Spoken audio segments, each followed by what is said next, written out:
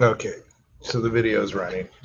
So we're going to do this. The other thing I want to do in this, and it's really important with file input and output, is we're going to do some error trapping, which we really haven't done before. We've done a little bit of things like the try parse where you can kind of catch if something's going bad, but I want to actually trap errors. And so we'll do try catches. Have any of you guys used try catches in other? Okay, they exist in almost every language, but I'll show you how to do a try catch. Does that make sense then?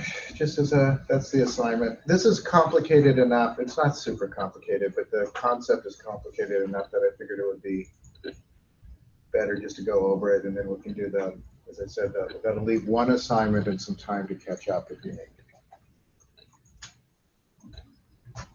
All right, and I also did the online, authorized the online evaluations, and as I think, I don't like the way they do it now. I liked it better when I just came into class and said do the evaluations. Now they just bug you.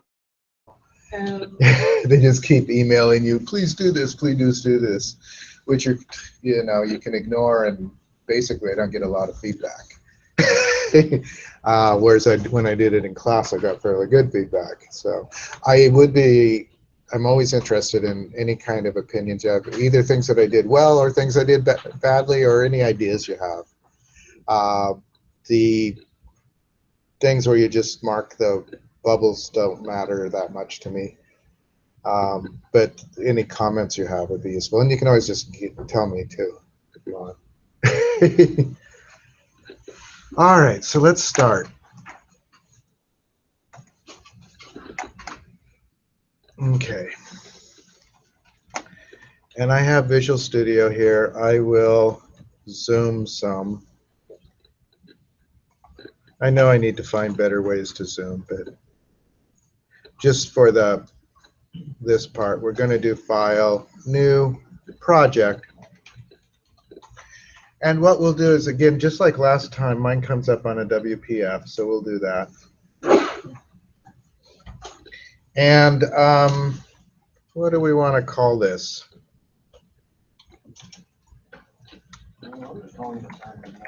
Yeah, you can call it Assignment 9. I'm going to call it Simple Notepad, because basically we're just going to save text files. A couple of things I'll say too before we get into the I/O. I'm going to show you the bare minimums. There are tons of built-in libraries for processing not only text files, which we're going to do, but binary files if you wanted to process images and things like that. There's a lot of file system tools for reading directories and all sorts of things. And as I said, I'm just going to show you a bare minimum. But you can do some fairly sophisticated file input and output. So I'm going to do Simple Notepad. I'm going to do OK.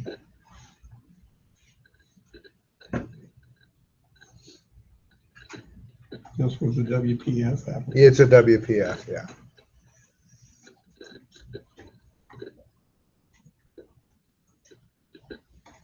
So I'm actually going to build the form after I build the classes. So I'm just going to leave this as is for right now and go over here, and we'll add a couple of classes. So I'm going to add a class. Okay, so with me, classes here, if by any chance it's not like you move to a new machine, you might have to do a new item class. So I'm going to click on class. And I'm going to call this one, let's call it write file or something.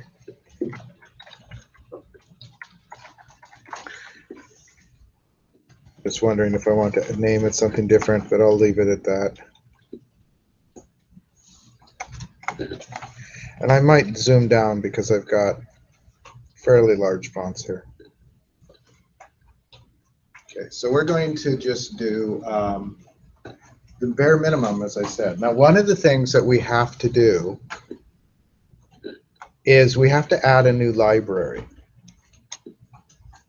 So I'm going to do using system dot, and what I want is IO. You guys know what IO stands for? Input, output, yeah. So the IO library has a lot of the file objects in it. What did you say it meant again? Input, output. Okay.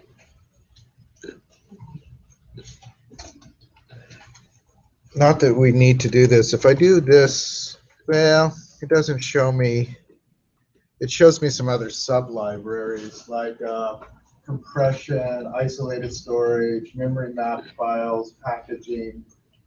I can't even read that one. Pipes and ports. We're not going to worry about those. But those are sub-libraries, and then there'd be sub-libraries under that, and etc. All right. So one of the things I'm going to do right at the top is I'm going to declare an object, StreamWriter. I'm going to just call it writer. And I'm not going to make it new quite yet.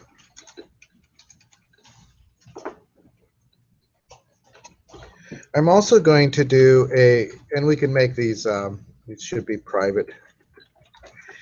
If you don't make it private, by default, they are protected, which is kind of private. It means that they can be read by anything in the same executable, which is not a bad thing, but I'm going to, does that make any sense? We're going to have multiple classes, but if you actually look in the binary file, no matter how many classes you have, it all gets combined into the same executable, right? Ultimately, there's just one .exe file. Yeah. Is there a symbol in front of the key of the private? No, it's just my mouse. Sorry. I'm going to do string. I'll call it file path. And I'm going to make it, well, let's just file path equal null. Okay. So those are our two class level variables. So they'd be fields, right? Notice that this is black because we are using it. One of the things that these libraries are just gray unless you're using them, and they make them black. So we could probably wipe out most of the others, but we won't. All right, so I'm going to make a constructor. What does a constructor look like?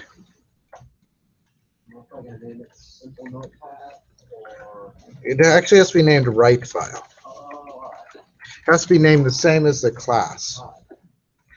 And my constructor is going to take in a string, which will be the path, and to say that file path equals path, so whatever path we pass in. And I'm going to make this writer new.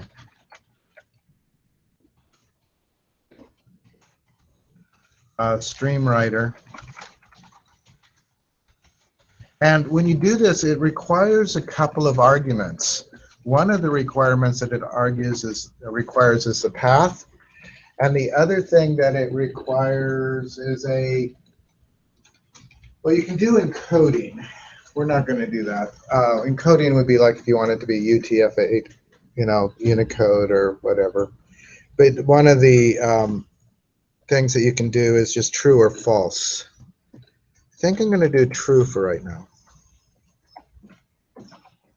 What true means is if you set it to true, it means that it will keep adding to the file, right? So every time you add, when you go to the file, if the file exists, it will add to the file. If the file doesn't exist, it'll just create it. If it does exist, it'll add the new text to the file. If you say false, it'll overwrite.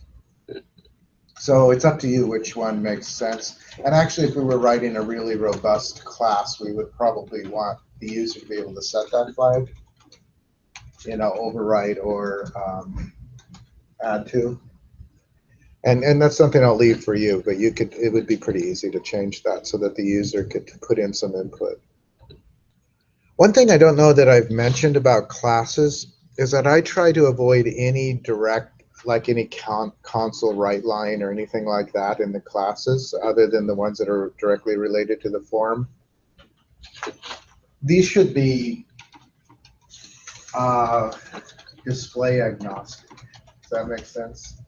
Because you could use this class, once we've written it, it'll work perfectly fine with a console application. It would work perfectly fine with a web page, right?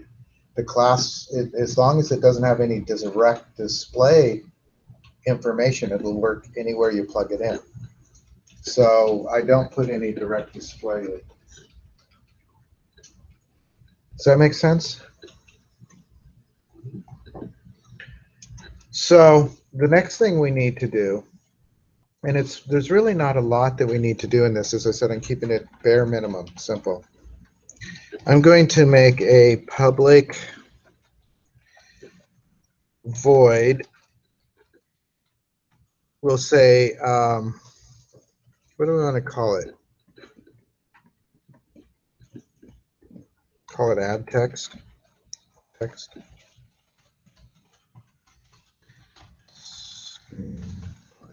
I'm calling the string line. It could be called something else.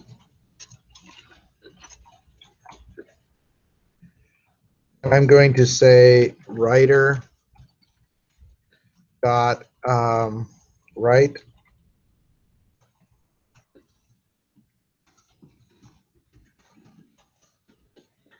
and it will write whatever we pass in to a file.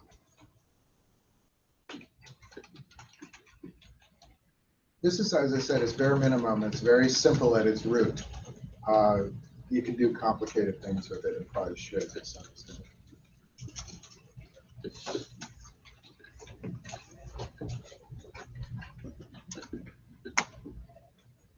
And then I'm going to do one more method, and this is a bit of there's probably got to be a better way to do this.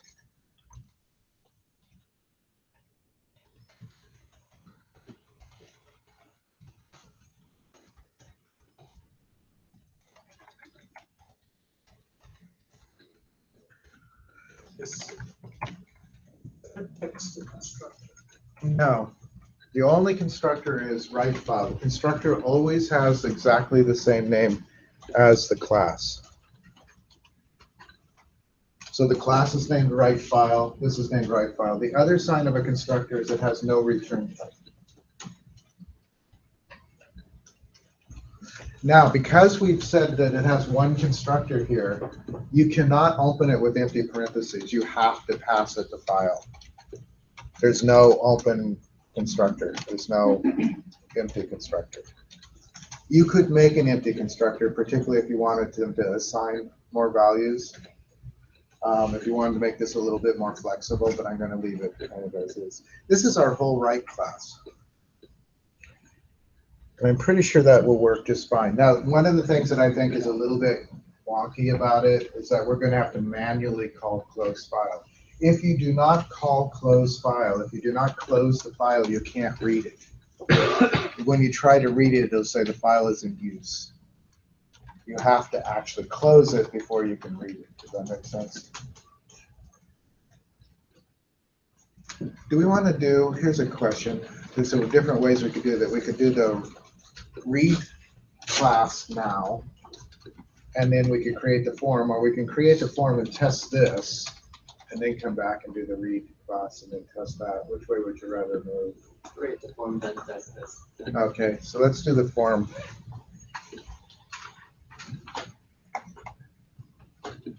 So let's go back to the Windows XAML, XAML.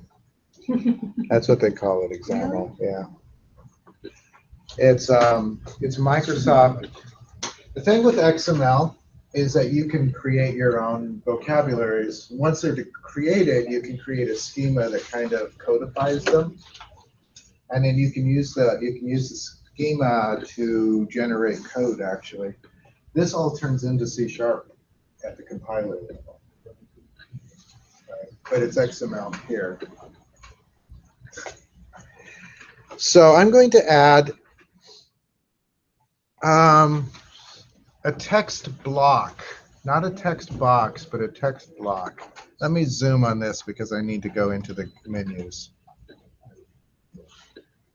So I'm going to go to a text block, and I'm going to make it kind of drag it so that it's fairly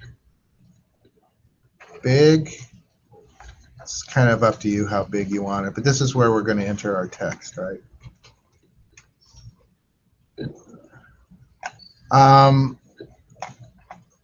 And then let me look at the properties for that. So I'm going to call it, what do we want to call it? Text block, Text block. one? Yeah. Name, what's gonna be in there? It's going to just have our text, what text we enter. How about text blocks 1, but with the word 1? I want to see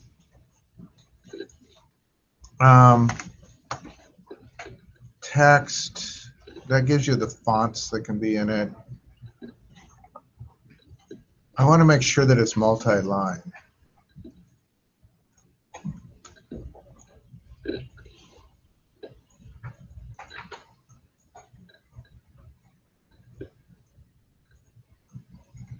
You can put also in there, I just need to figure out where we could put a, Where's the property's name? it should be at the very top. So select, go back to the window. And then you have to get the toolbox and drag in the text block. And then make it bigger, and that should give you the properties. Maybe, would it be under layout? It might be.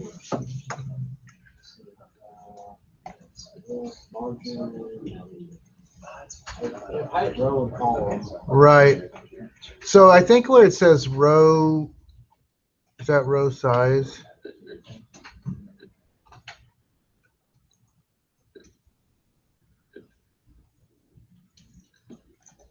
Yeah. So if I do, Or was it under that? I'm going to do row size 20. There's a text wrap. That's kind of what I want too. Where is Under text. under text? Then down row. Text wrap. You can say no wrap. So it has wrap.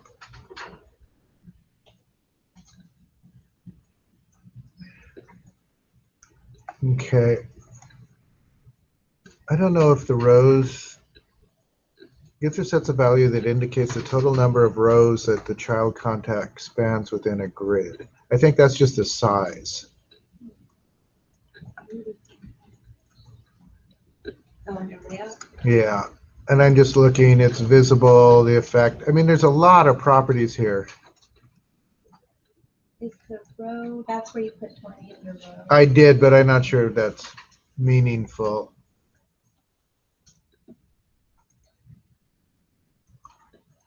So when we transform, I'm looking to see where else. There's a few more properties here.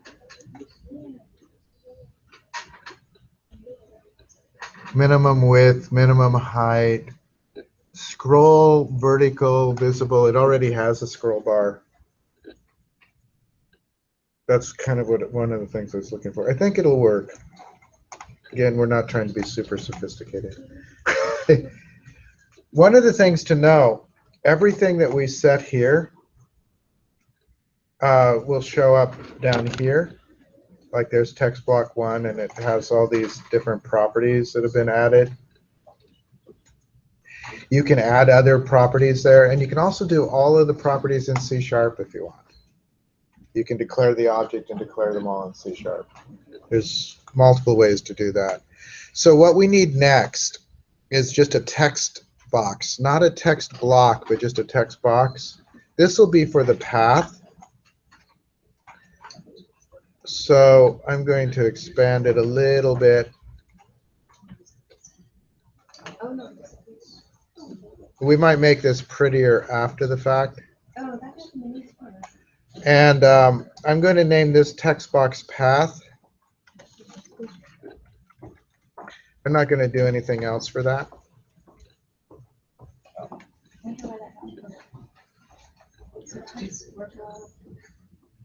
So I added a text box. All right, so we have the text blocks. I added a text box. And it still has text box as a word in it. I can get rid of that if I want. But I'm going to leave it for a minute. Actually, am I? I think it's visible without it. Let's get rid of the text box path, I called it, except let me make that not a capital A. The text property right now is, I saw the text property. I have too many, I opened too much stuff here. Text is normal, the actual text. It's under common. Common. Yeah, we're just trying to take the. Oh yeah, common. Text box, yeah, I was just trying to take the text box out. We will, after we see if it works, we might pretty it up a little bit. Like it would be good to have a prompt that this is for the file path. This is for the text, and then we're going to just add one button for now. We'll add the others later. So I'm going to add a button underneath here. And for the properties of the button, I'll name the button right. And for the common content, let's just call it save. So what we'll do here in a second is we'll, text block has text block in it too, I see. Right? I called it save. I called it button right. RIGHT or WRITE, because it's going to write a file. Okay. And then, or you could call it button save, because that's the word I put on it, is save. It doesn't matter what you call it as long as you remember what you call it.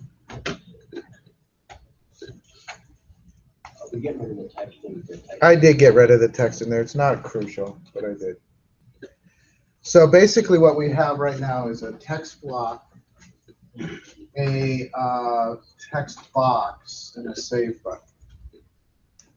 Very quickly, if I Yeah. have the Solutions Explorer toolbar on my page, how do I get that on the, so that it's like on the way everyone else is? Where is yours? I don't know. Pull it up like there, pull it up, it's like that. Yeah, that's fine. Just do that. There should be a. I can look at Oh, that. yeah, well, actually, so it's loading right now. So what we need to do is.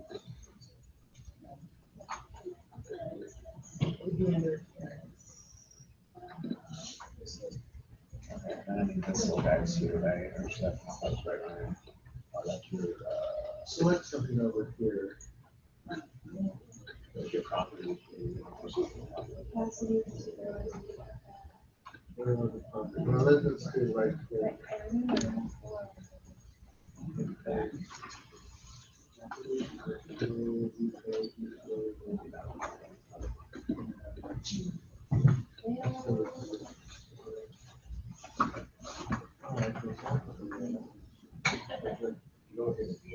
Yeah, I know.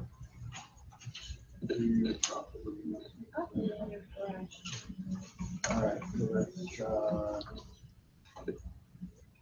Bam, right here.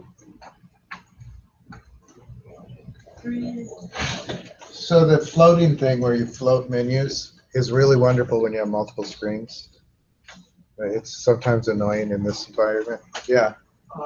My big box, the text, no, the block, The text block, yeah. it doesn't appear when I click on it. Yeah, that's okay. I think it'll appear when we, actually, let's run it and see. Right now, all the run will be,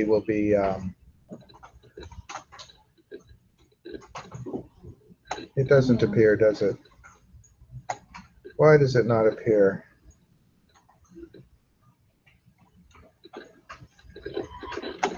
I just sent out a border. Yeah, I think that's what I'm going to go to the properties and see about adding a border. I don't understand. Can't remember. So we'll go to properties. Is it layout, automation, text, layout, miscellaneous? I just want a border. Where? I was trying to find that too. I can't remember where it is. Is it under?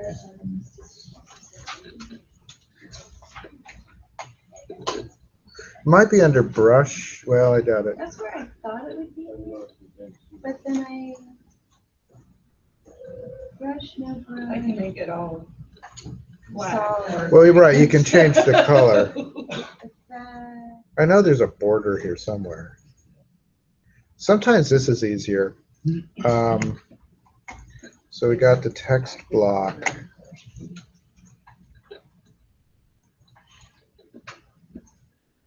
Oh, just write it in there. Okay, so when I look down here, they should be in somewhat alphabetical order. Doesn't have an actual border. So what is the, Oh, Go into the XML inside the border. what? Could we just go into the XML? Well, not if it's not an existing.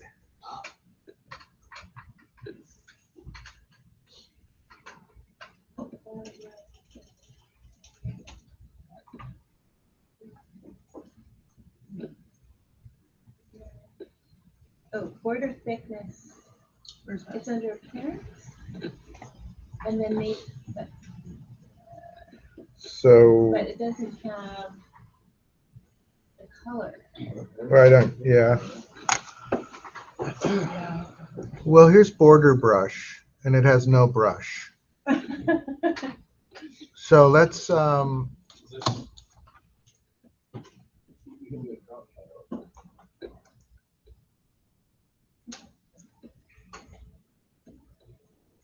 border thickness 0. So I'm gonna make it like, Not sure those go. I don't know if I got it. I'm gonna do border thickness here under, Is that our text box or no, it's the text block. text block? Oh, Yeah. You may have to click. doesn't give me a border. Gives me an order. And then the border brush, once I've done the border, Where did you find border? so it was under appearance. So under appearance, there's, was it under appearance? No, where was it? Layout? I hate these fonts somewhat. I mean, these things. You can just type it into XML. Yeah. That way you don't have to look for stuff. Well, but I have to, it can't just be typed in if it doesn't exist. So it's under brush. And there's no brush for foreground if it's black.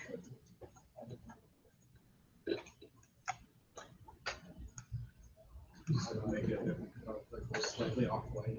Yeah, I mean, you could just choose a slightly Oh, off-white border color. brush. So you said. Not that way.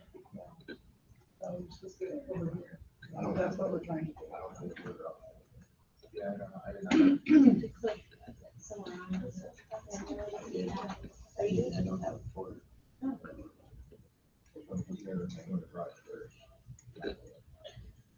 I don't want to spend, Brush under mine. But I put the folder on. we have to have the right ones There's a selected. border in the toolbox. Is there? Yeah, that you can pull over. Made it the same size as my text box. Oh, oh, there is border. Yeah. Do you just drag it over? How do you tell? There it is. Oh, and then you have to.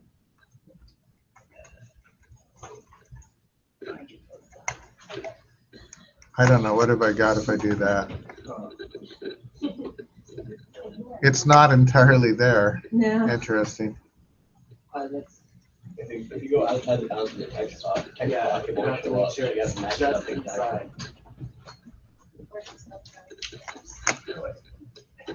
There we go. Okay, yeah, if you match it up, but now my text, oh wait, no, no, back up. Will it allow you to enter text though? Let's look at border, order, send backwards. Let's see what happens there. It's not letting me enter text. No.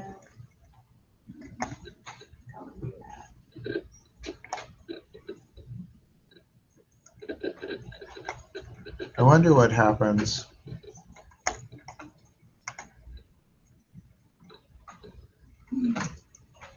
So if I sent it back, That makes sense. send backwards, send to back.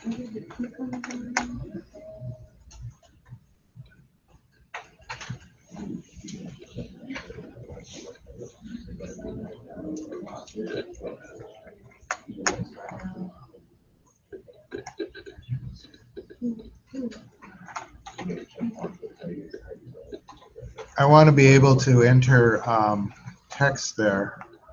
See, it does there. I don't know what this thing is. It can enter there. Why can't I enter there?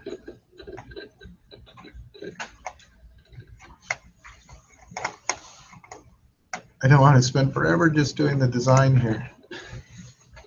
What if you just, Maybe I'll go we to just change the background of Yeah, the just whole. give me the background color. Yeah. The entire thing, and it's very visible. And it allows you enter text. Yeah, Oh, and there's no border. we left. Right. So I'm gonna delete the border. And then what you did is you did the background of the form. Yes.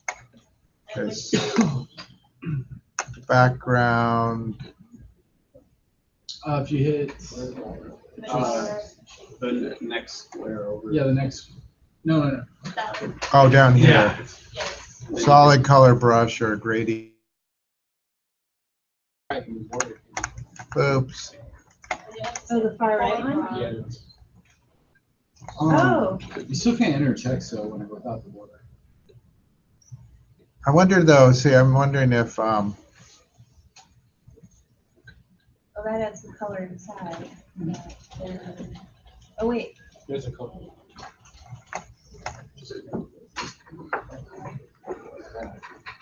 there's like a light.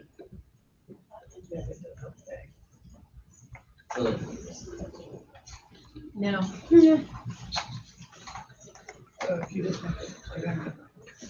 Like that. So background. Oh, whoa. Well, that works. so I got this, but and then I have to set the background on that to white.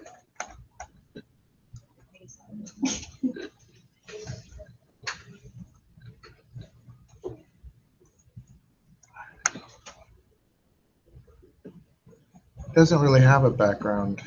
I just made my background black and then that made everything look. Yeah, I'm just trying to think of how did you set the, this to be clear? So you set the foreground to white. So solid color.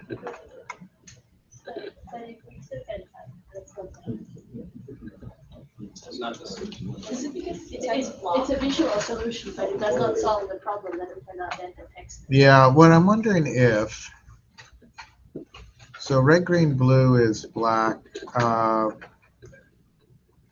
What is white? Red, green, You blue. can just choose it from the book.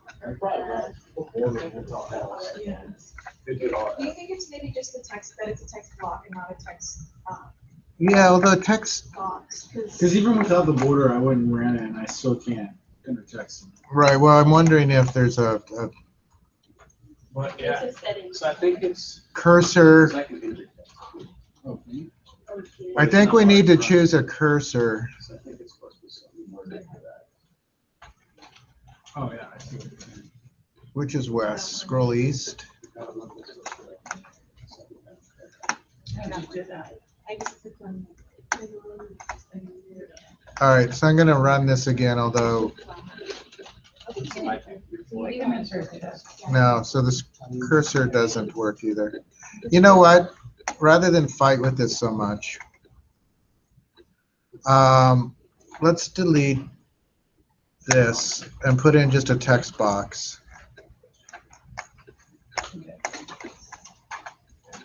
Now, a text box can be, you can make it big. I'm gonna just call it text box 1, kind of like the other one did. I am going to, I think there is a place where we can do You can cut it.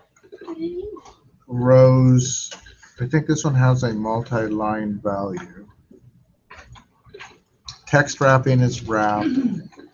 What do we want to call it? Max lines, actually, it's got it already. 2,147. No. So you named it text box 1, though? Yeah, I just named it text box 1. Let's, I'll get rid of the text under common. So what are we calling this one? I called it text box 1. Oh, we already have a text box one. I deleted it.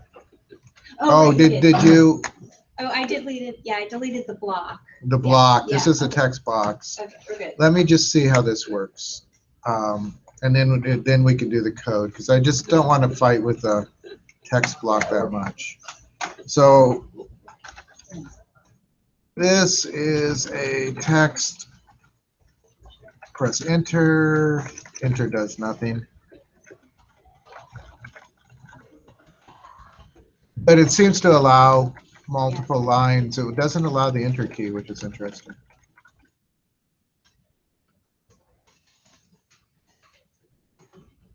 There's probably a property for that, but we're not going to worry about it. All right.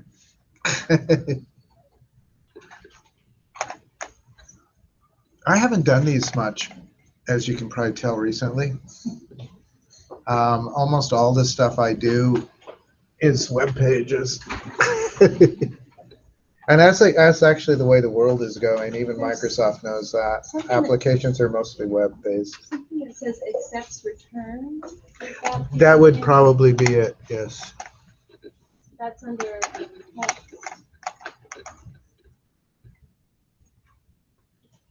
Under text. Uh-huh.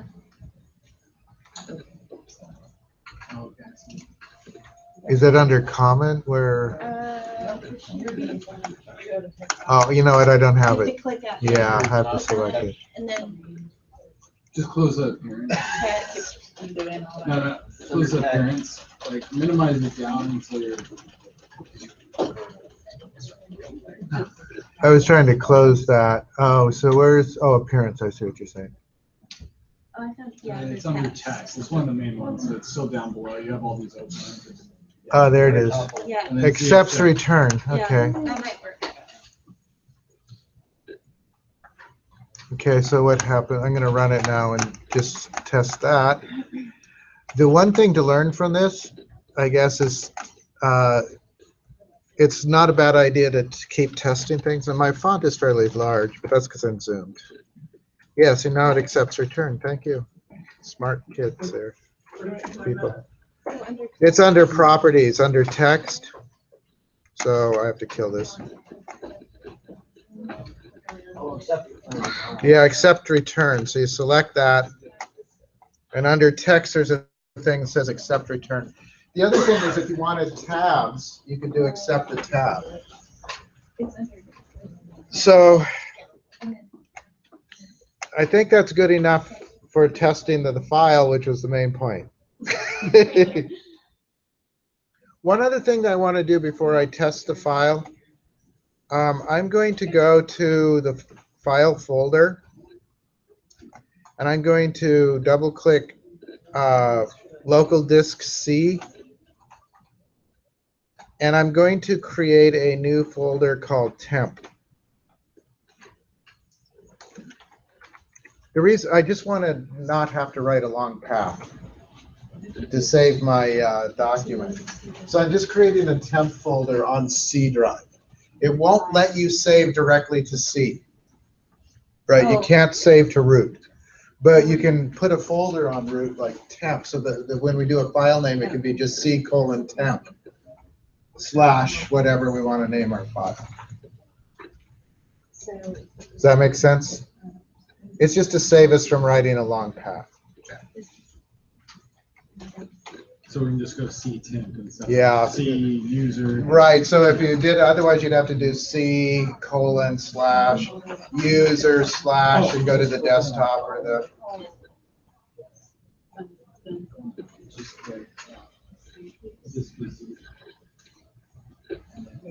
All right. So having made a temp folder, it won't make a folder, it'll make the file. But let's double click the button for save now. So if you double click the button, let me zoom down. Oh, button. Yeah, double click the button. It will create an event for you.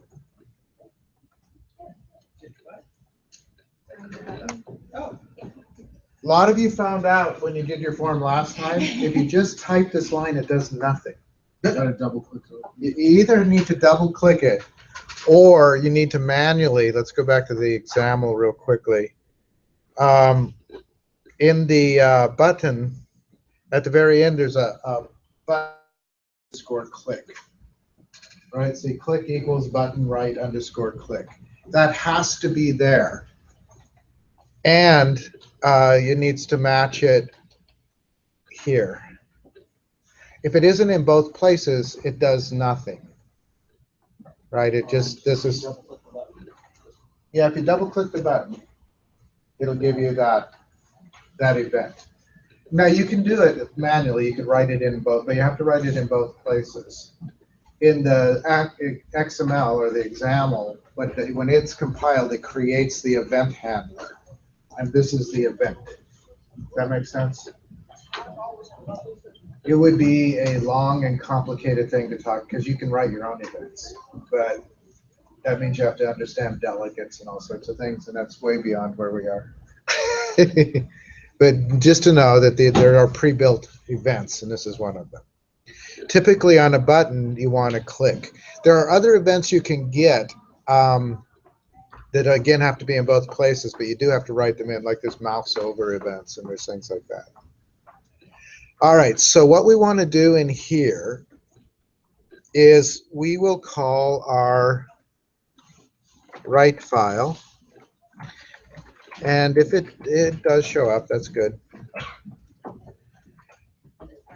Yeah, what do we want to call it locally? Write file is the name of the class, but we need an object. That means we need to instantiate it locally, and we need a name. What do we want to call it? Doc.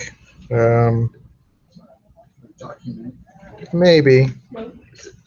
Note. Okay, whatever we want to call it. I'm worried a little bit about doc. I was a little too, that's why I wasn't sure if that would work. Or... Yeah. It probably would work. It's contextual enough that knows that because it follows this, that it's not a keyword. It's a, and I'm not sure it's a keyword. That's something to look up.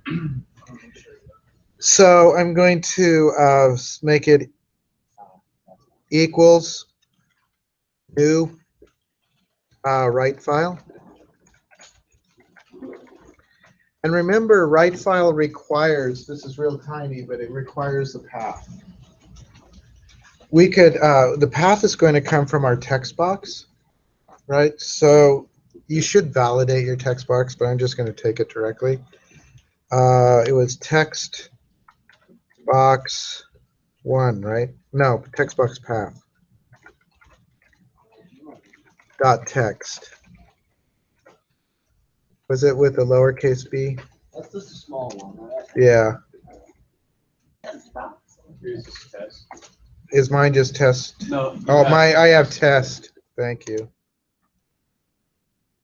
This is a. And a capital B, right? Is this the button we're clicking or where we're? We're in the button, right? We're inside of the button. When we click it, we're going to initialize our write file class. Oh. Right, so we're going to pass it a path. If we don't have a path, this will crash. We'll fix that later.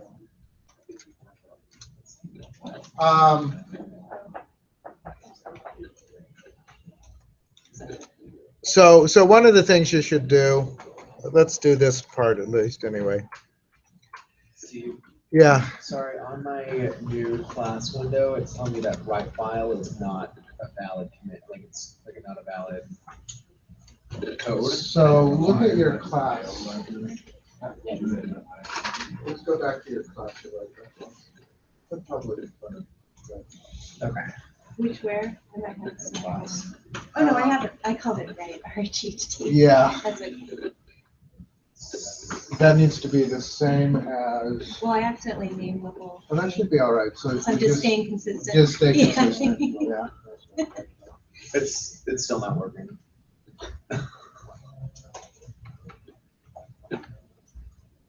Oh, you know what? You have the same, so you have the emphasize on nine. What's your, in your windows?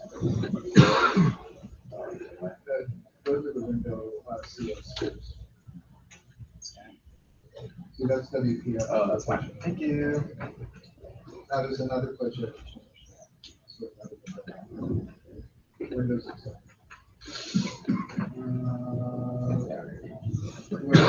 There that needs to be changed.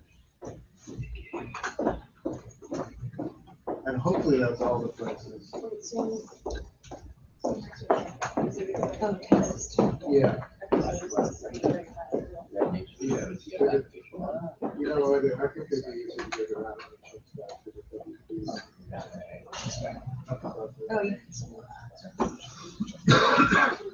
Yeah. I had the other way, but it's actually easier to change because it's No, now this is not working.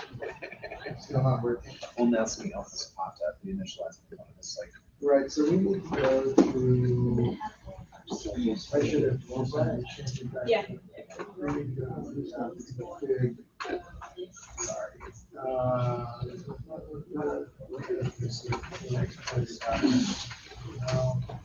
That guy. Yeah. Yeah, right there. That's why I should have had you change it all to WP. And then you also have another namespace down below, 3 lines below that. Yeah, I know, that's why I should have had you change the class to WP.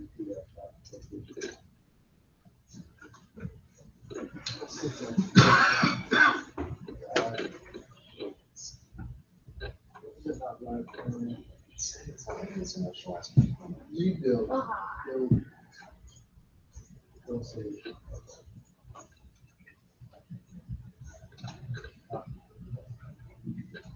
Oh, does see right file.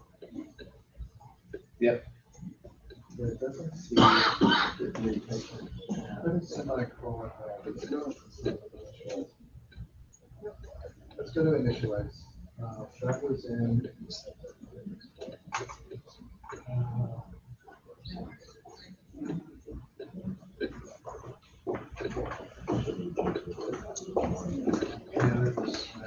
Longest day ever. Is this? We'll go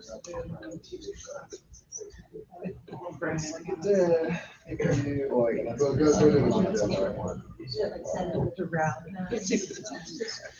Alright, I'll find that. It's gonna be somewhere around here. All right, so real quickly, what I was going to do is just validate, make sure that the text box at least has something in it. So I'm going to say if text box path dot text not equal null, then we'll do this part.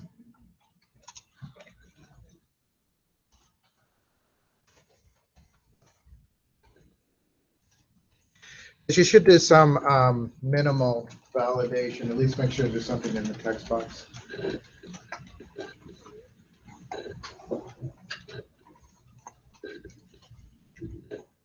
I'm not validating that it's a legitimate text and legitimate path. And then we're going to say note dot, and I guess I'll zoom on that after I close that. All right. Where is it? There it is. So when I do the dot, we can see, you know, the add text, and we can see the close file. So we want to add text. And the text that we will add will be from our text box 1.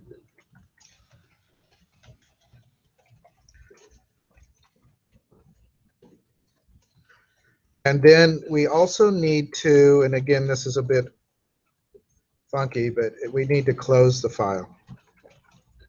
That's all we really need to do.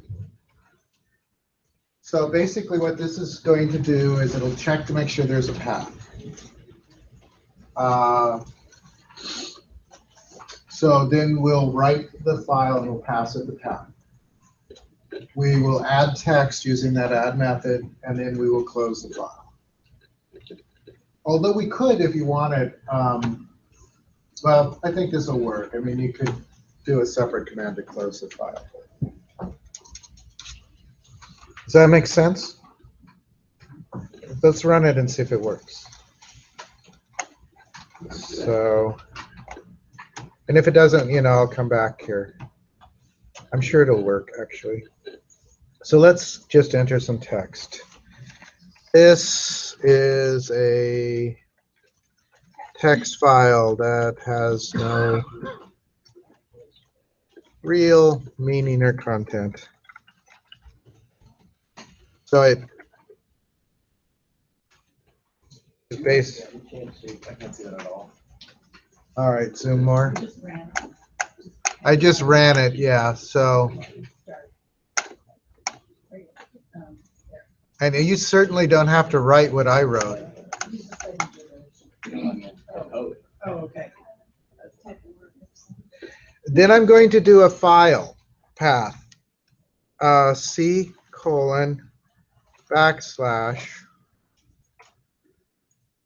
hopefully this will work, and I'm going to say temp / test1.txt. There are things you could do, like you could automatically add your own extensions. In fact, you can invent your own extension to make it so only your app can open them, things like that. All right, so I'm going to click save. One of the things that would be really useful, and I'll show you how to do it, is to get some feedback there. What? Don't you have to double click? No.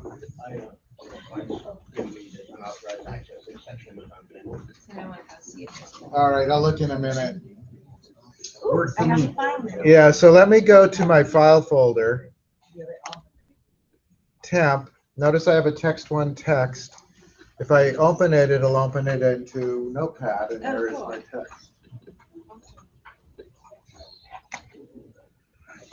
There are all sorts of applications for this, like if you want to store, configuration information, or you need to like remember scores between things. All right, so that worked. I'll do one other thing about the save there. Oh, I did it twice. And I doubled it. Yeah. I didn't name my button. I want. You should have named my button save. Okay, so. hold on. You can check it. Yeah, it doesn't matter. It's just to test it.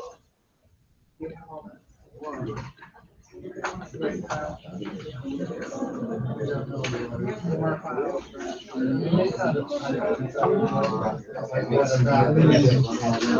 Yeah. So wait, you hit save? How many have a file? How many don't have a file? Might be the. All right. Oh, I do. You do.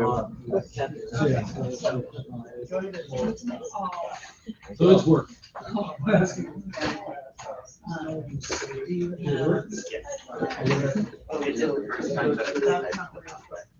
Oh.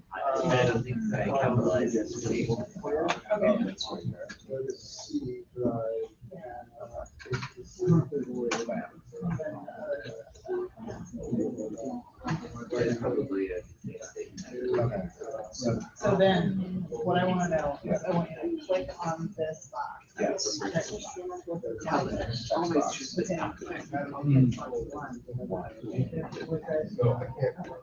Yes, okay. Now, click on this one. Yeah. What's it called? Text box. No, it's supposed to be called tab. Dang. They all have to have the proper names. This one's called button save. Cool. But, Yes. great. So then it should work.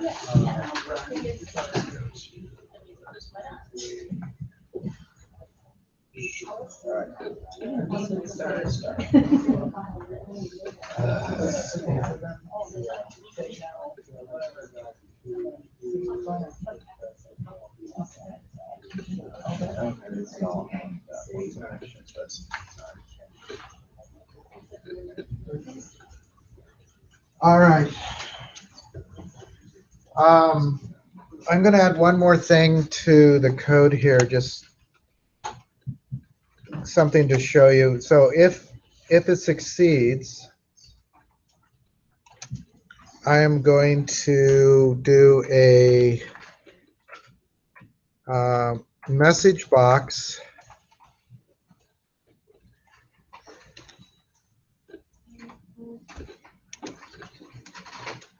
See if I remember how to do this. Messagebox.show. And in here, I'm going to put your file was saved.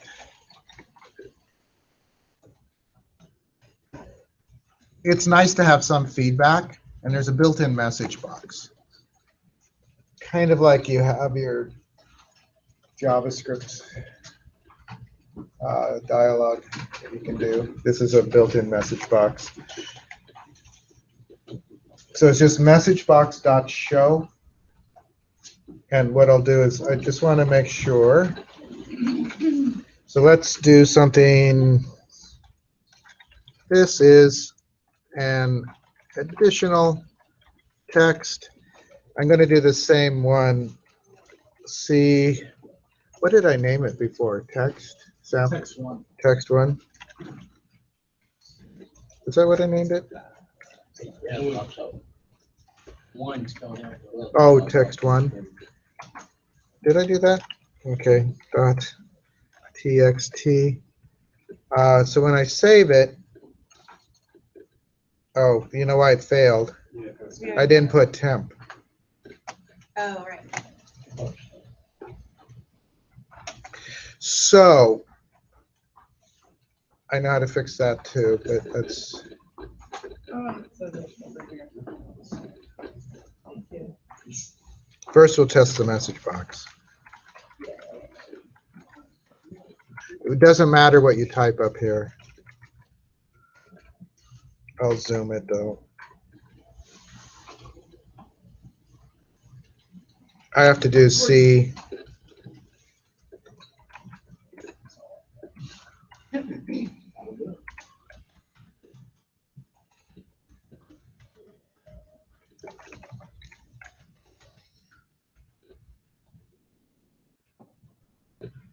Oh, so it popped up way down here. Your file was saved. Oh, funny. Let's fix it, the problem of you have an invalid file path, and then we'll do the next part, which won't take very long, and then the exit and the clear are literally one-word commands. So I'm going to unzoom a little, wherever it is. So I am going to do, one of the problems here is that if the path is bad, right, it's going to crash. So one of the things that we can do, and this is really important with, I was going to do this anyway on the read, but let's do it here. I'm going to do a try, and that should be curly braces.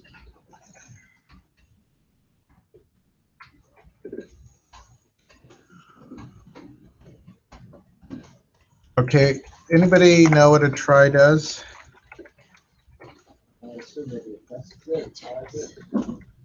Yes, that's exactly right. It tests it. I'm going to just have it catch a generic error. And then I'm going to throw X.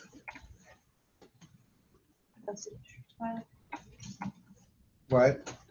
That's in the right, the minus right file. Yeah, it's fix my brace. And then this is the one, this is the method for right file. Actually, I don't want to put it there. That's the constructor. I don't want to do it there. It's not going to crash there anyway. Sorry about that. I want to do it at the add. Well, actually, maybe we do want to do it there. Let me undo. Because it's where the path that comes through. I'm just a little worried about doing the try catch in the constructor.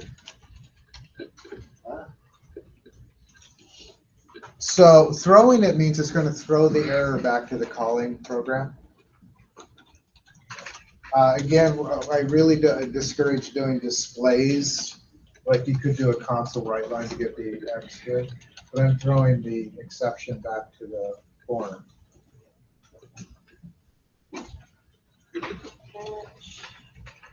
So this only gets called if something goes wrong here.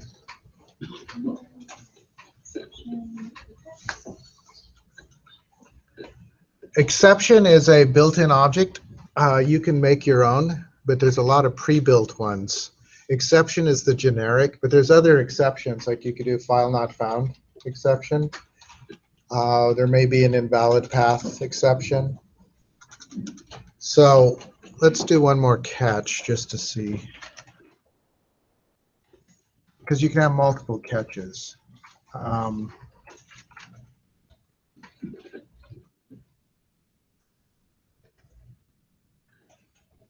Invalid cast, invalid. It should be parentheses. Sorry. And then curly braces.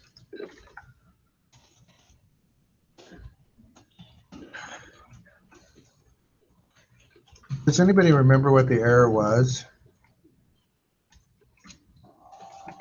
when it failed? The path? Came up with the post file, maybe, I'm not sure. No, maybe path.txt. Open it up and find out. I was trying to find the, was it a forbidden? What do you remember what the error was? When yours failed, what was the error when your path was wrong? Handle exception error. Oh, that's no good. That's just generic. All right, let's just go with the generic. We'll use the file not found for the other one. All right, so what we have to do in the main form is we have to try.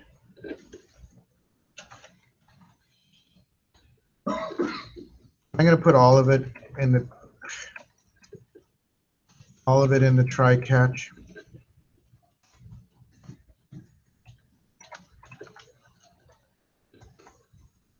I'm going to do a catch here, and I'm going to catch exception X, and then I'm going to we'll do that message box. Show. And what I'm going to show is the message, exe message.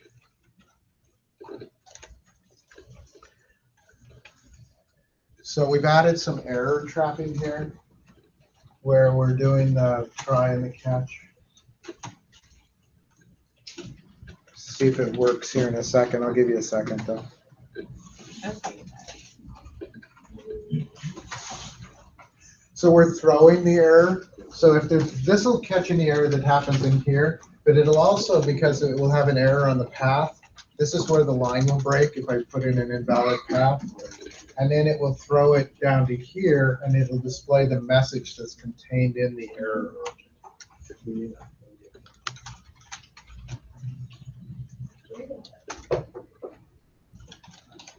One side thing on try catches, they should catch last resort errors. You should try to validate and not have the errors occur first. So it makes perfect sense to make sure that it's not null. But it's, unless you do a,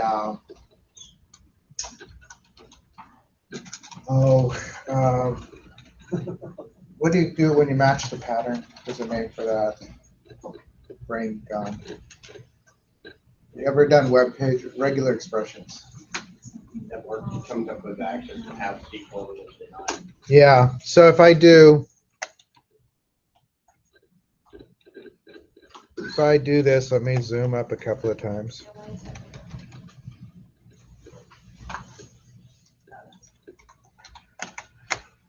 So I'm just going to put gobbledygook in here.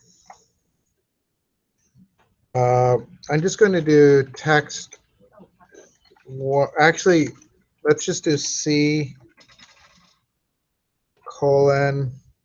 I'm going to just do like test. So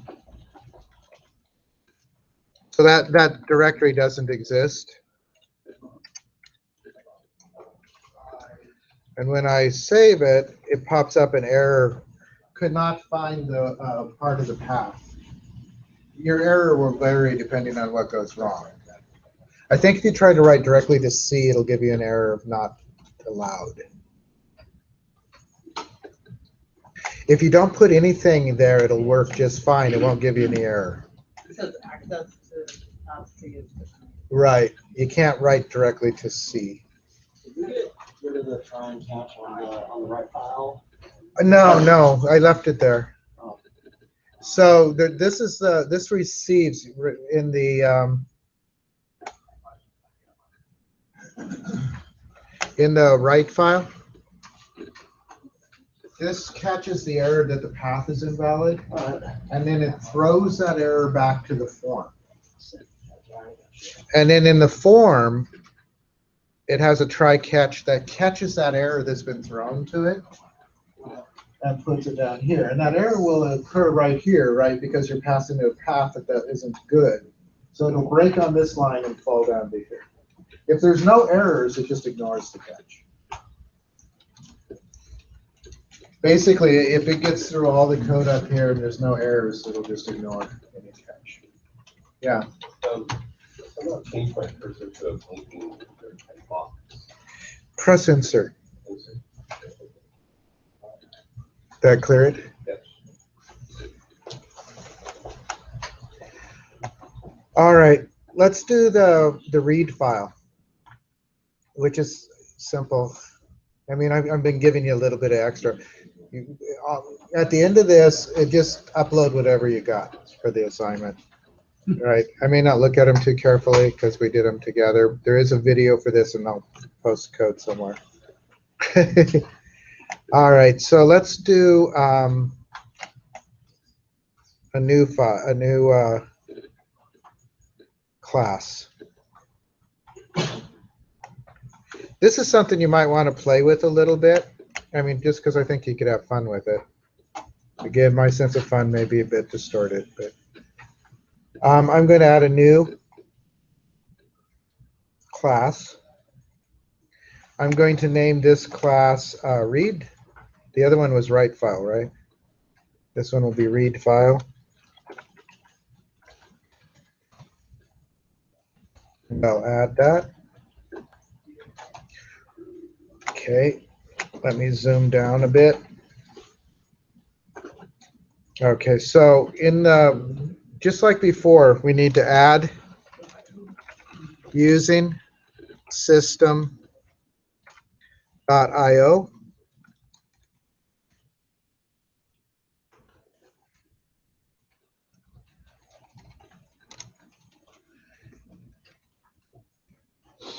And we want, this time instead of, and I'm going to make it public.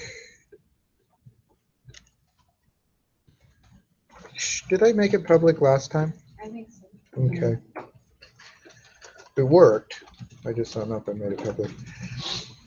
So this time I'm going to create a stream reader. And I'll just call it reader. Okay, so the opposite of a writer object, right? It's a reader. Do you guys have an idea of what stream means? You'll see this in a lot of languages when they talk about reading and writing files. It's sort of the idea that there's this stream of bits in memory, and you're streaming it to a file, or you're streaming it to some other kind of object. So stream reader means read whatever the current.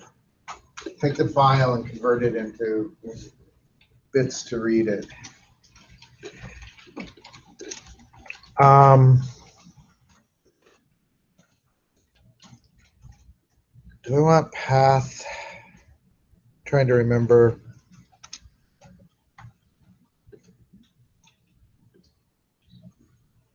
I think let's do, and this probably should be private. Protected by default, but let's make it private. I'm just trying to remember what I'm doing here.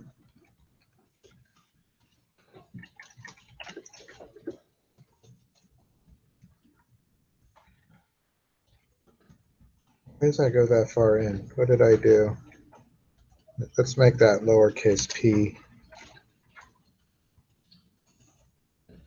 Oh, I didn't give it a type. That's why I was unhappy.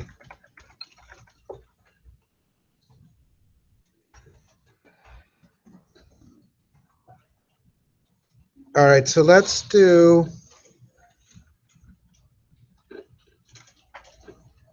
I don't think I want to initialize it in the constructor. We can do the path though. So I'm going to do public read file. And what we'll do is string, I called it path here.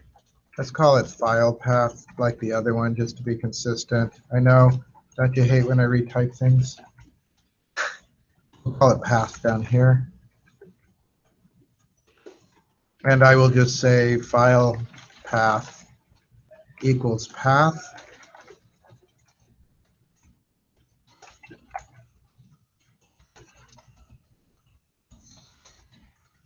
I'm going to do public get file.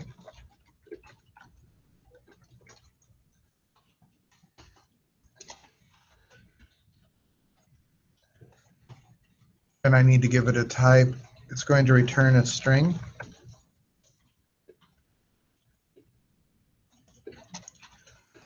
String, we want to call it, let's call it string line equals null. So line is going to be for all of this text. I'm going to do return line just to get rid of the underscore. So let's start with the try catch so that it's already in place.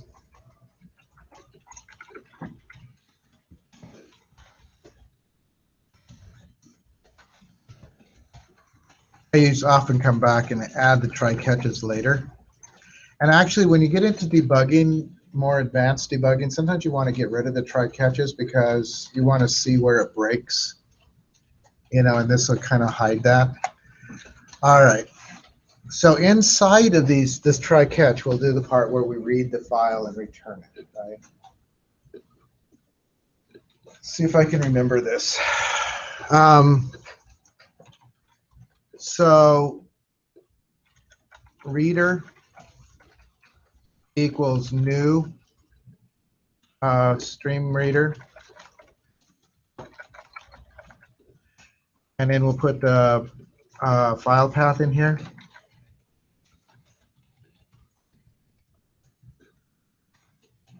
Okay, that's where it's most likely to break, right there, if you got the wrong file path. Because when you're reading it, it doesn't create the file if it doesn't exist. If it doesn't exist, it just throws an error. So we want to, there's kind of a nice thing here. I'm going to do line equals reader read to the end. Now there's all sorts of things you can do besides read to the end. I mean, if you look in the IntelliSense when I do .reader, that you can read it line by line. You can do all sorts of different things, but this just gets it all, right? So if you want to, I mean, you can do a more sophisticated reading if you want. But I'm just doing this one for now. Is that all that I need?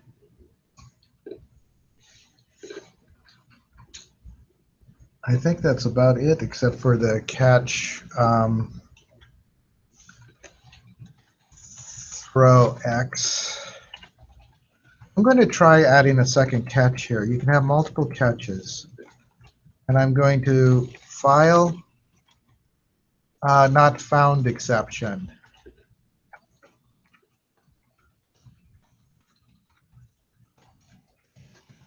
And I'll just say throw F in FEX. That's file not found exception. If you want to. I just wanted to show you can catch specific errors and generic errors. And again, it'll ignore either of these if this is good.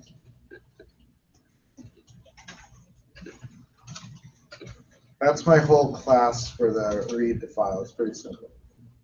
Again, there's all sorts of sophisticated things you could add.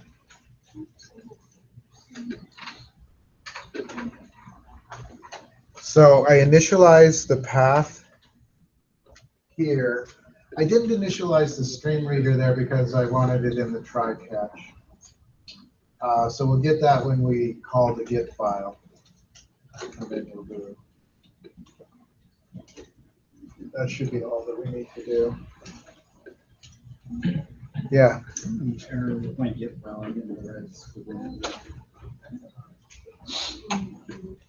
You have a return at the end. Return line. Oh, so at the very bottom. Yeah. So at the very bottom is the line, and the line is going to contain the whole file. Yeah. No, I think I have a spelling error or something, but I'm not seeing it. It's not like, or maybe, So it's lowercase t there. oh, right here? Well, they have to match whichever. And Okay, if you so do then it that, then matches. you have to match. Oh, that was. And this one you said X, Oh, and I said F in. Oh, F in okay. F, yeah. okay, thank you. Okay, So we're pretty close. Let's try this, and then all that's left is to clear the text box and exit.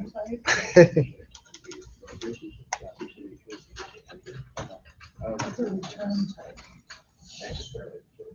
So, It's just working. are we ready? I haven't tried it yet. Okay. So I'm going to go back here and I'm going to add the button. Some of you have already done this. Some of you are way ahead of me. I'm going to add the button for, what do we want to call it? Section? Well, let's say button open. Wait, hold on, I just thought, where'd you go? I'm at the form. I've dragged a button on. Okay. Some of you've already added all the buttons, and then for the content of the button, I'm just going to say open. If I can find where the content thing is. So what are we calling this button? I called it button.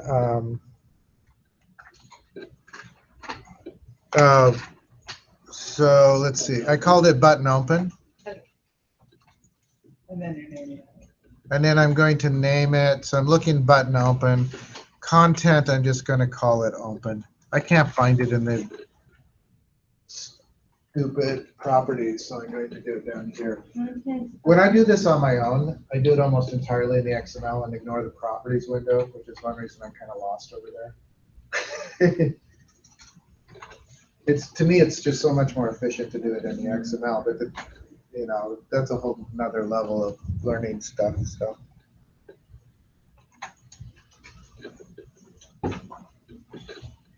All right. So you guys have an open button. So I'm going to double click it. Oh, on the open. Yeah, and it'll give me the event, right? And what we want to do is we want to basically declare, and we probably need to do our try catch because we were throwing some errors.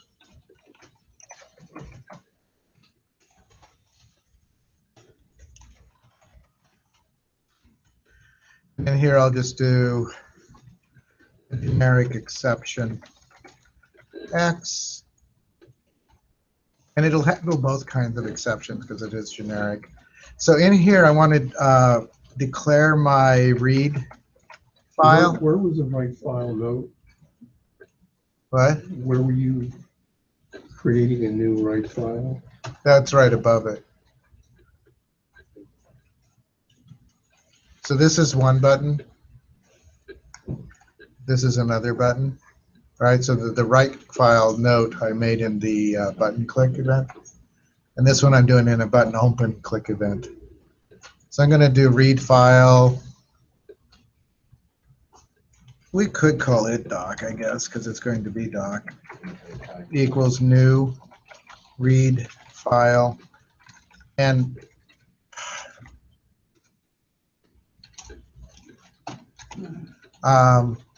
we want to pass in the path. Text box path text, and we could do the same thing above as above where we do an if in here. Do you guys want to do that?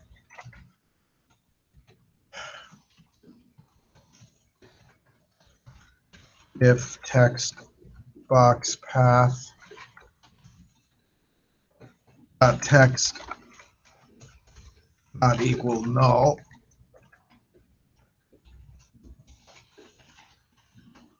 Thing that's going to drive you nuts is we got curly braces inside of curly braces inside of curly braces. And then we are going to say, so our text box one dot text equals doc dot get. Why is it not showing read file?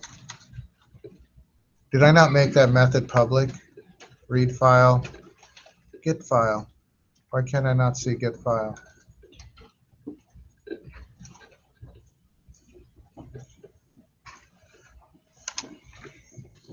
Oh, I can.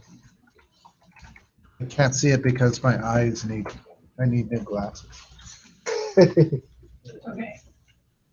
And that should be all the code we need.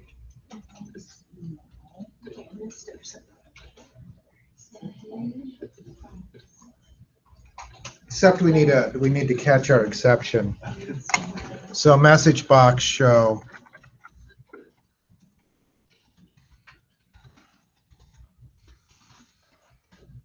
X dot message. You might notice on the exception that there's lots of things you can show besides the message. The message is just the text. You can also show the inner exception. You can show the trace. You can show all sorts of things. Most of your users will not want to see the trace. Because that'll basically show you where in the code it broke and why. But if you're doing troubleshooting, that could be useful. We're almost done, and we still got time, so we're doing okay. Is it making sense, sort of? No. No?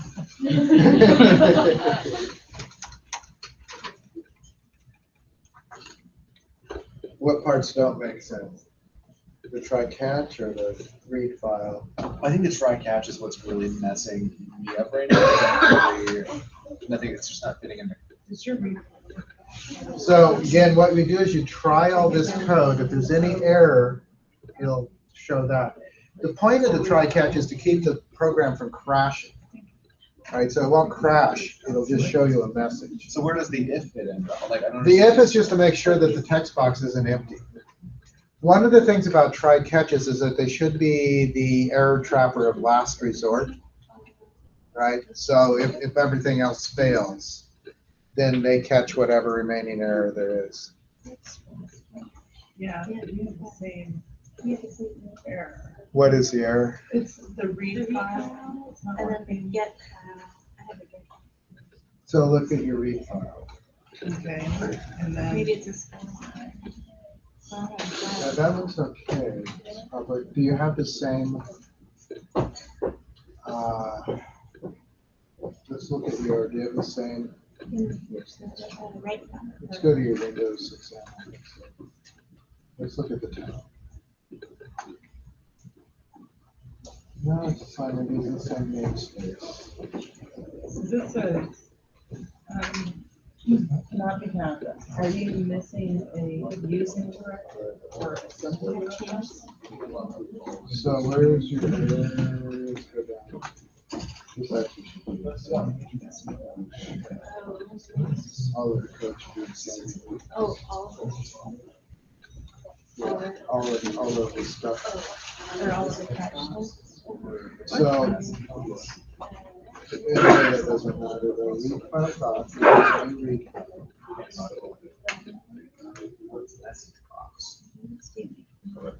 There's labels.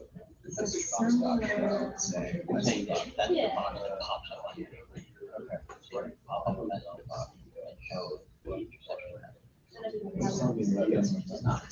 Oh, it's your fix. You need a curly brace after the brace. And then the curly brace after the get file. Wait, what? I don't know if that makes sense. Close. Close. Let's go ahead and get it. And that's how this should be. Right? We, let's look at your, we did it with the largest. Right. Should I just change this? Yeah, go ahead and change that. But mine, And then change this to a text. Phew. Here? Okay. I'm having trouble with my cases today. Now go back and I think you're on. okay, so. So much. I wish the error message would give me something. Like So now. So, but you said doc here and had a K down there. And a lowercase d. And this is Oh, X yeah. doc. Oh, now it works. Okay, Thank you. but it still have a. let's see what text box one. I think that you must have. I made always this up. run these, I never know what. I had, so I had capitalized that. I think that's all set. So.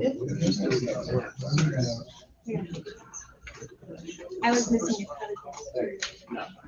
And in my read file, I have it.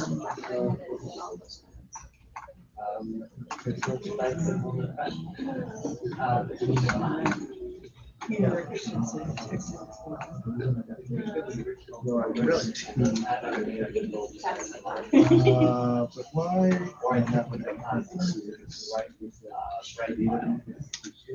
Why is it not liking those? Now that that is that first part, that was like my breakfast.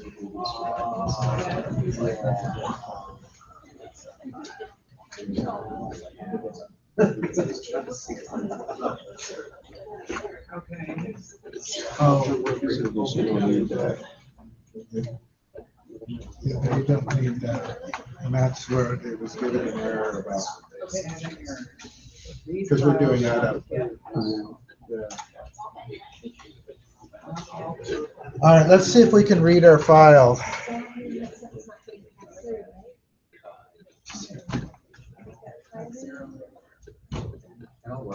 So I want to go to temp real quickly and make sure what the name of my file is. So I got two of them. I got text1 with a number and text1 with the txt. So if I run this,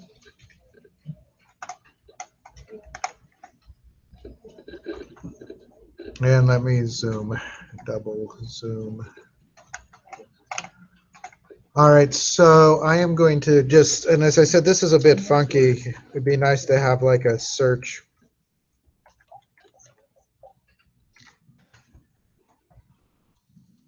Did I call it test1 or text1? Yeah. I'd like to do it right the first time though. Test1 and text1 are both. Temp.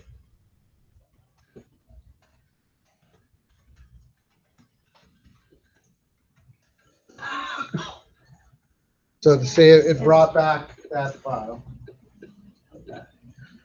And if I do text1 with the word one, I think it will also bring it back. This is additional text. So it's doing both of those. Now, if you kept the same file name, they should both be together, right? Now let's do a wrong one.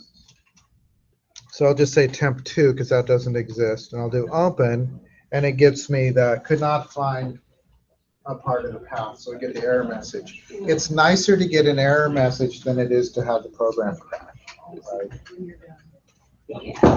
And it lets you have a chance to reopen.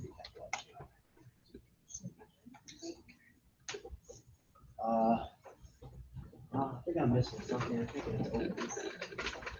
Do you have any? So when you did the code for that, did you double click it? Close, just close on there. No, look at your read file. So let's go to the Windows CA. Yeah, I'll keep those right now. I got it.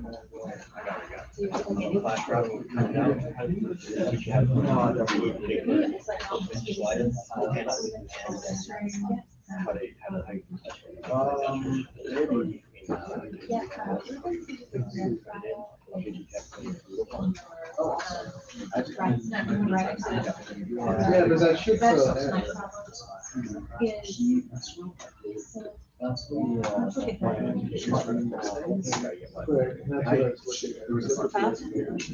That's I called it, but I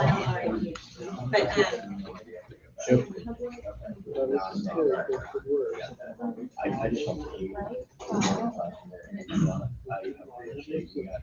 like So you did your file, let's do a file.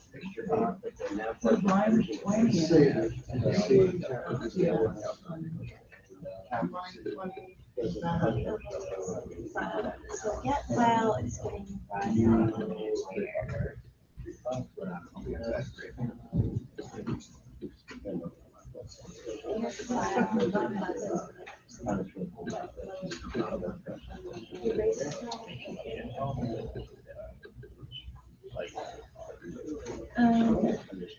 You know, they give you all like their contact for that, and you, you know, so they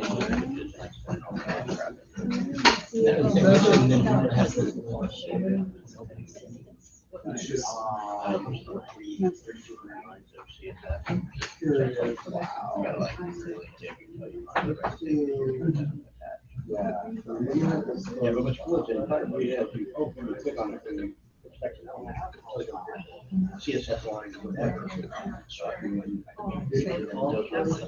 Yeah, it just keeps adding to it. Find that line. Yeah, it's nice to curly brace it. Yeah. Well, you told me I was supposed to put all this stuff in here. Number says, /2/.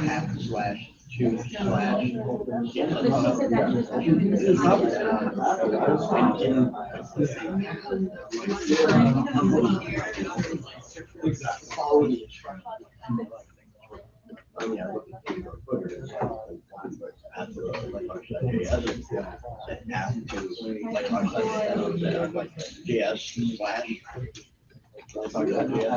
You're still in. What's gonna happen now? Didn't realize that. Oh, Ocean puts it. I'm in, I mean, I could almost- So there is some more code that needs to go there. Um, Let me close this and zoom down. I never do. So I think you have line. this line, you have this one, Yeah. Text box, no, I don't. so you don't have anything to display it. It's working perfectly fine. It's No, just yeah, I don't know how to display anywhere. yeah. Can you look Anyway, at mine for a second? Sure. Seems simple.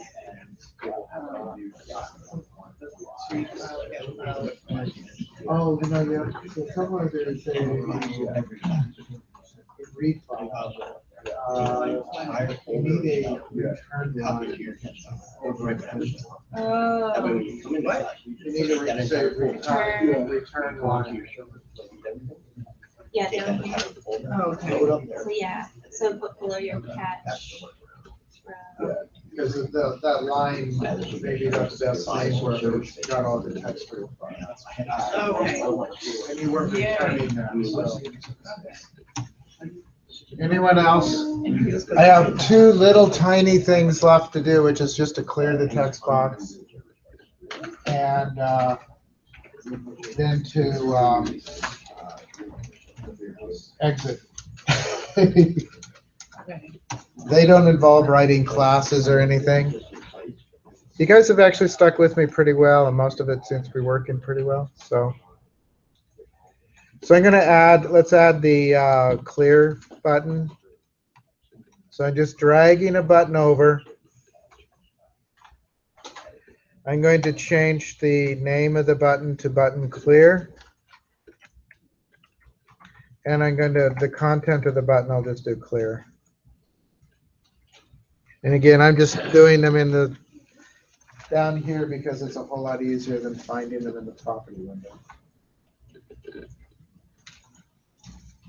So I just added a button. I changed the name to button clear and the content to clear. And you can certainly do that in the property window too.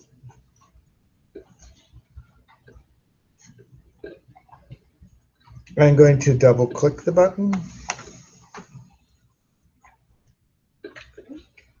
And I'm just going to say text box 1 dot, and I'm curious if there is a clear in here. Yeah, there is, so we can just say clear. Text box path Not clear. See, that's really easy. Do we need to add that at the top? Are they using? No, there's no using. Okay. This is actually all part of the, we go to the top, the system.windows. Oh, I see it. I see where it put it. Yeah, yeah. So if we run this, so let me open a file. Again, let me zoom up for the form. I wish I had done a dialog box for search. Temp. So when I open that, so I have stuff here. When I click the clear button, they both empty out.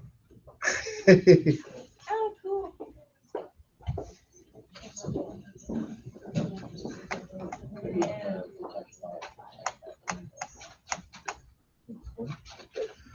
All right. So those are clear. You can clear things out. It's a really nice thing to be able to give your users the ability to clear things out or to clear things out so that, because you can always type over it. But all right, so then the last thing is the exit button. So I'm going to do a button. I will name it button exit. And I'll just call it exit or close, whatever you want. Actually, with one form, you can actually just say this dot close. I'm going to double click it. And I think that there's I'm going to try application dot, I spelled it wrong.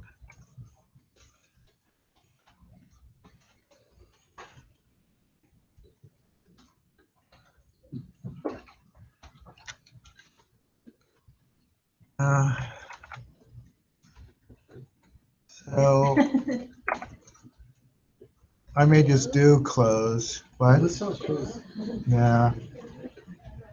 There's a place where, so if I just do this dot close, it will close this form. And in our case, that will end the application, but I was looking for the more generic one because you can have multiple forms open.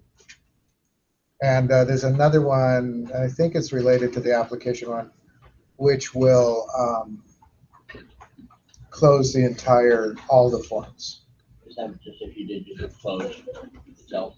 You're saying that there's a potential. Yeah, so it can be what- turned and you can What just- this is, does anybody know what this is? No. So this is a keyword that references the current object, right? So if I do this, I'll just show you something you can do with this. And if I do a dot, it has close, closing. It has button. Notice it has like the button clear, button exit, and it has all the events. Everything that belongs in the context is referenced through this. Most C-based languages have this as a keyword. Java does. Java uses it more extensively, I think, usually, but that's what it does. So this close means close the current form. You could also, what is our window name? Main window. I think you could also do main window.close. Right? The main window.close is the same as this .close. This will close it. As I said, I might do a quickie look for the other. So if I do exit there, it kills it. Let me look real quickly.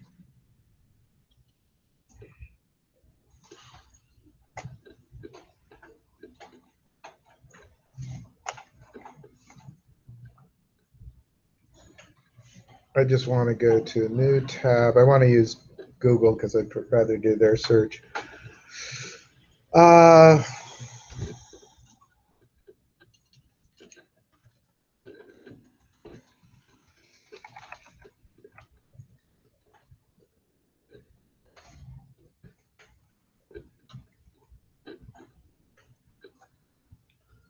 So I should be getting application exit. Why doesn't it allow that?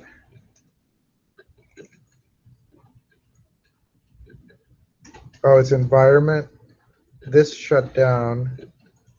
I don't know. Application current shutdown.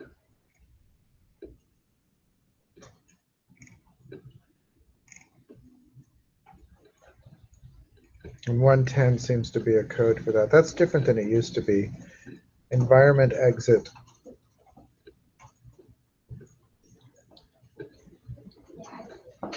Okay. So it looks like application current shutdown.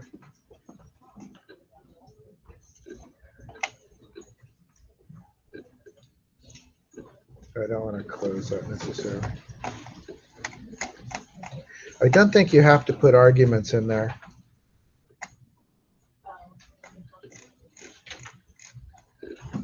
I'm going to try this.